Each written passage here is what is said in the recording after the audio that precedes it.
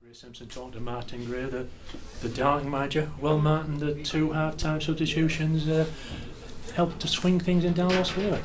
Well, I think it was what over the game we've always talked about. You know, the squad played a massive part. The lads that started the game, the lads that finished the game. So everybody sort of played the part as they did on Tuesday night. And again, it's the lads at the back. Kevin Burgess has scored his 8th goal of the season there for the winner. Well, it's great when they contribute centre halves. Coming up from set players.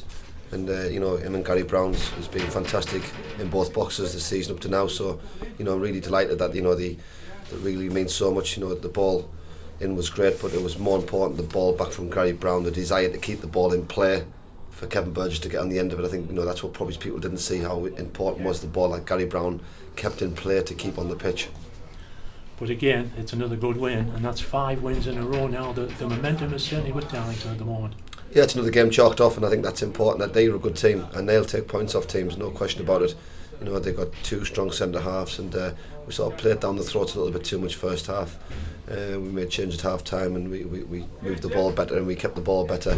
We weren't too predictable, but they're a good team, they're well managed, and I'm sure that they'll go and take many points off teams. I think they were probably one of the tallest and probably one of the most physical teams that we've come across this season. Well, teams are in this league. I think that's the level of football we are, and I think you've got to accept that. Apart from Ilkeston, where we're young boys, every team's got a handful as we have. So, you've got to maximise your strengths, and they did that today. But it was important that we got 3 points. That's all that counted. Coming up next, though, a tricky away trip to Nantwich on Tuesday night, one of the longest away trips of the season. Yeah, another away game, and you've got to get ready for that now. We start to prepare, job's done today, and let's bring the next game forward and make sure we go down there with a real positive frame of mind.